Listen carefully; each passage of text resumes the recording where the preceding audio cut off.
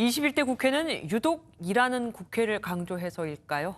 매달 1000건의 법안이 쏟아졌는데 정작 필요한 법안은 나몰라라 손을 놓고 있습니다.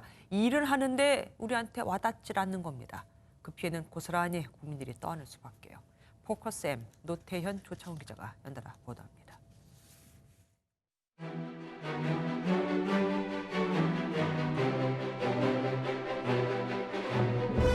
주택임대차 보호법 일부 개정 법률안 대안은 상법 일부 개정 법률안 대안은 가결되었음을 선포합니다.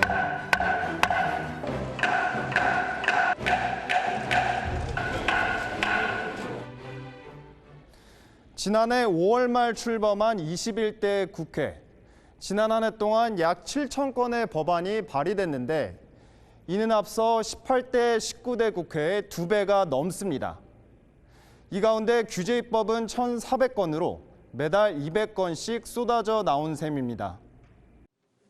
이 중에는 시장 상황을 제대로 반영하지 못하거나 실효성이 떨어지는 법안도 있었습니다.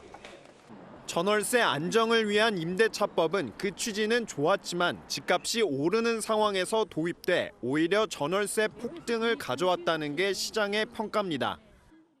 임대인 입장에서 그냥 호가를 불렀는데 그게 거래 사례가 돼버리는 거예요. 한 팀에 4팀까지 봤어요. 엘리베이터 타고 내려오면서 한 팀이 콜을 했는데 진성준 민주당 의원이 발의한 1가구 1주택법은 재산권 침해 논란에 휩싸였고 급기야 민주당 지도부는 법안 발의 전 당내 조율을 거칠 것을 당부했습니다.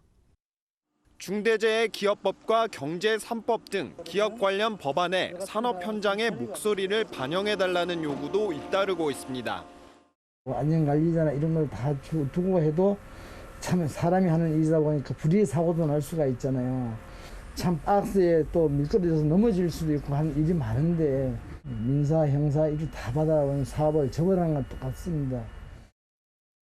국회도 정부처럼 법을 만들 때 자체적인 규제 심사 제도를 도입해 꼼꼼한 평가를 해야 한다는 지적이 나옵니다. 사전에 규제가 타당한지 합리적인지를 검토할 수 있는 단계가 없는 거죠. 여러 가지 법안을 많이 만들면 그게 어떻게 보면 좀 훌륭한 의원인 것처럼 그렇게 인식되고 있고. 이 같은 입법 폭주의 이면에는 낙태죄 등에 대한 대체 입법을 만들지 않아 입법 공백 상태가 벌어지는 역설적인 상황도 공존합니다. 헌법재판소는 지난 2019년 낙태죄에 대한 헌법 불합치 판정을 내리면서 국회에 대체 입법 마련을 요청했습니다. 그러면서 사회적 혼란을 막기 위해 2020년 말까지 1년 8개월의 시간을 줬습니다. 하지만 21대 국회 첫 개정안이 발의된 건 시한을 2달여 앞둔 지난해 10월. 국회 밖에선 낙태 허용 기준이 다른 6개 법안을 둘러싼 찬반 논쟁이 치열했지만 14주라는 기준에 살아남을 태아는 없다. 낙태 허용 입법을 당장 중단할 것을 촉구한다. 출세에 따른 제한 요건을 둔 것은 단지 처벌 조항을 유지하기 위한 억지 기준에 불과하다. 정작 이들 법안은 상임위에 상정조차 되지 못했습니다. 낙태죄가 좀 민감한 사안이다 보니까 재보궐선거를 앞두고 여당과 야당, 제1야당 모두가 이 문제를 건드리는 것이 좀 부담스러웠던 것이 아닌가 싶은데요.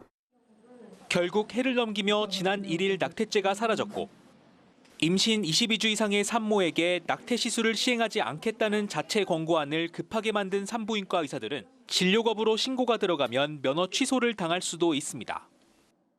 22주까지는 가능할 수 있지 모르지만 22주 이후는 산모에게 상당한 위해를 가할 수 있는 거죠.